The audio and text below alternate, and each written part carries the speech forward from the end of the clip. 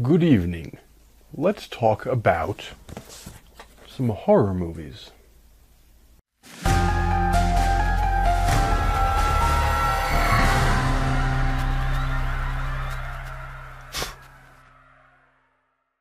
Well, it's August, toward the end of August now, of 2024, and this must be the August 2024 Horror Pack.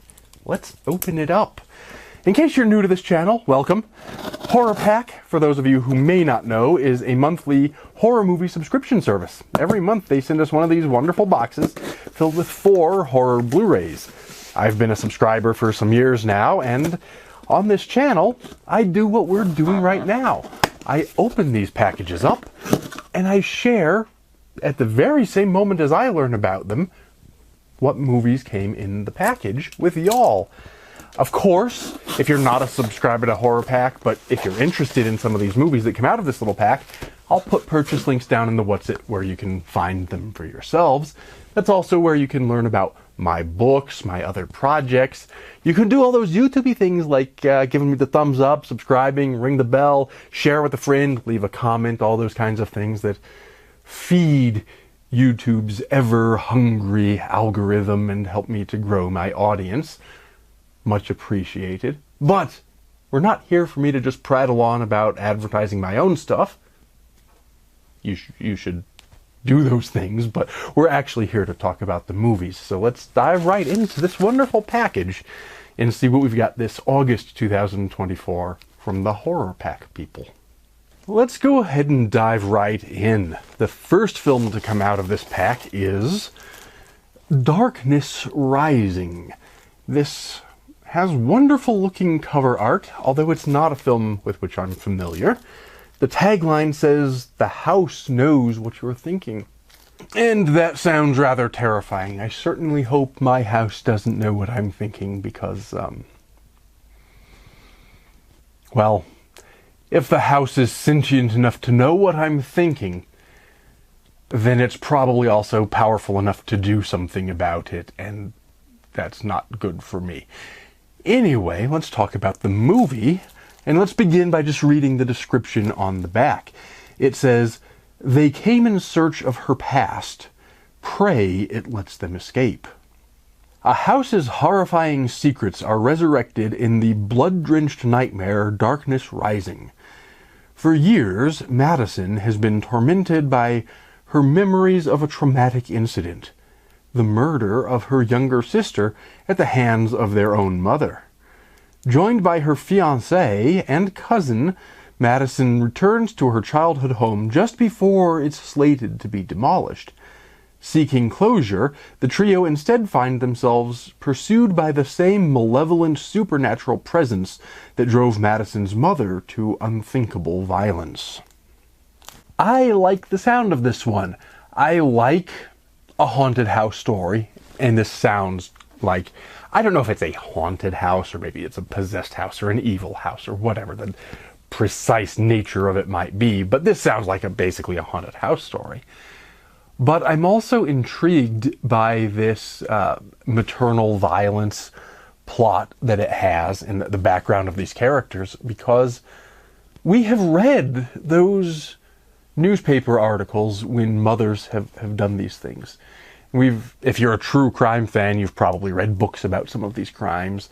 If you're a psychology student, you may have read about the psychology that leads mothers to do these unthinkable things.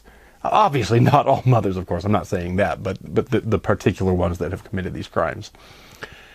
And that's all very interesting, and I think perhaps even more than the classic haunted house story, that psychological element is fertile ground for a horror story. So this one sounds like it's combining 2 elements that I very much like. It would not be the first to combine that sort of maternal violence with a ghost story. We've got legends like La Llorona, so it's been done before, but it sounds like it's done here in a way that's a little bit different from other horror stories and other folklore. So I'm intrigued to try this Darkness Rising. So far, it looks like, obviously I've not seen the film, so I can't say it's good, but it looks like we're off to a very good start. Next we have one, oh good lord, it's got a, it's got one of those, what you call it, changing covers. It's called Found Footage 3D, and if I tilt it side to side, I believe you can see the cover changing. I like that cover art. That's fun. I also like found footage movies. Perhaps they've been overdone recently, but I like them anyway. The ones that are done well, I think, can be about as effective as a horror movie can be, because, well, think back to Blair Witch, where they had actually convinced people that it was a real story. And if you manage, even if you don't actually have people really believing it, if you manage to get them to suspend their disbelief long enough, I think that's really effective. And I think the found footage format lends itself to that kind of ploy. I also like 3D movies. Yes, they're cheesy. Yes, they're overdone. No, I don't have a 3D television, but they're fun. It's cheesy fun. And this does not require the 3D television. This includes the red and blue glasses, of which I have a huge stack already, but this includes 2 pairs, so if you're having a horror movie date night, you're ready to go. I do not know anything about the film itself, so let's read the description. It says, when he's hired to document the behind-the-scenes action of the ultra-low-budget horror movie Spectre of Death, the first 3D found-footage horror film, an aspiring filmmaker packs up his camera and travels with the film's crew to a creepy cabin in the woods. As you do. I've been there, done that myself. But when the fictional evil presence from their film begins appearing in his behind-the-scenes footage, he has to figure out how to stop it, or it just may find its way into the real world. I like it. So I'm not sure then how much of this is found footage and how much of this is traditional narrative. My guess is a lot of it's found footage, because I'm imagining that we're going to see sort of the raw footage from these behind the scenes shots, but then with a more traditional format for sort of a wraparound narrative with this documentarian following the film crew. That's my guess. I'm not sure if it's true or not. Either way, I like a 3D movie. I like found footage. I like the sound of this plot, and I'm excited to try this one out. The next film to come out of the package is a film entitled The Once and Future Smash. And I'm noticing that this is the HorrorPack limited edition Blu-ray. And if I peek at the spine here, I see that this is also a limited edition HorrorPack. So there's actually 2. Usually, in case you don't know, there's one HorrorPack exclusive Blu-ray in each package. This month, I'm guessing just getting ready for the next one to be number 100, they've sent 2, so that's pretty exciting, because these HorrorPack exclusives tend to be A, ones that I'm not familiar with, as is the case here, and B, most of the time, pretty good to great movies that I wouldn't have otherwise happened across. So I'm excited. Obviously, I've already alluded to, I don't know most of the exclusive films. This is no exception. I don't know this one. I've never heard of it. But I'm going to read the description and see what we're in for. The description says, in 1970, Mikey and William both portrayed football cannibal Smash Mouth in the influential cult hit In Zone 2. Now, 50 years later, they're storming the convention circuit trying to reclaim their iconic role in the upcoming reboot sequel that starts 1 hour into In Zone 2, ignoring the last 30 minutes. Only one can wear the mask. That sounds interesting. I don't know much about it, but it's interesting to, 50 years later, that idea of using the first part and then going back in, chopping off the ending, and then picking up where you left off, I think would be challenging to pull off, but it's an interesting idea. It's actually something I've tried as an exercise when I was learning to write fiction, was similar to that. I would go back to some classic work or work that I've liked, not for publication. This is an exercise. This is not for publication. And what I would do is I would go and I would read Shakespeare or Dickens or Dostoevsky or Bram Stoker's Dracula or something by Stephen King or whatever it was. And I'd sort of read through halfway, and then I would try to write the second half from my own mind, using that as an exercise in sort of figuring out how to end things, and then I would compare my work to the original. Interesting exercise. Usually ended with complete crap, which, even if we didn't have to worry about copyright law or ethics or anything like that, the crappiness of the resulting work would have prevented me from ever publishing.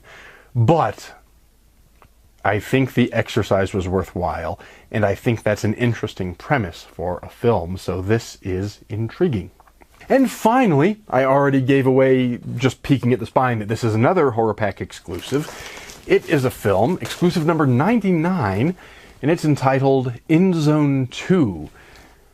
And so this is actually the one that this one was talking about. So I was thinking that the reason for 2 exclusives might have been just giving us an extra bonus and getting ready for exclusive number 100. That's coming next month. My God, they've done 100 of these. Well, 99 now. They're getting ready to do 100 of these.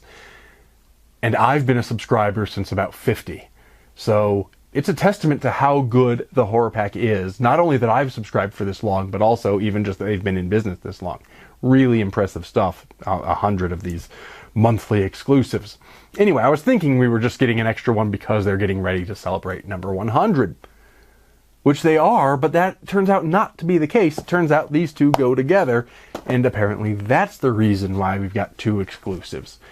The description on this one says, 15 years after the events of End Zone, Smash Mouth is back to finish off the cheerleaders who killed his mother. It doesn't really say a whole hell of a lot, but I think that's actually kinda all we need to know. That tells us what kind of movie this is. So I'm actually really intrigued, not only to see this movie itself, because I haven't seen this, but I'm particularly interested to see these two back to back in a twisted sort of a double feature. So that'll be probably not tonight, because insomniac though I am, I'm starting to get tired and I probably don't have time for 2 movies.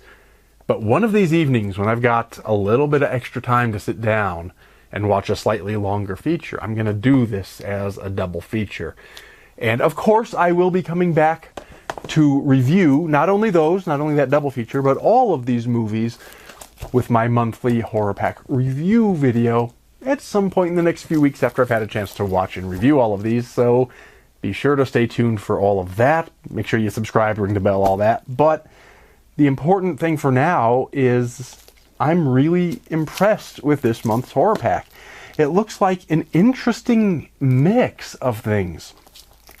It looks like a fairly, what I would call, creepy, spooky, serious kind of a horror movie.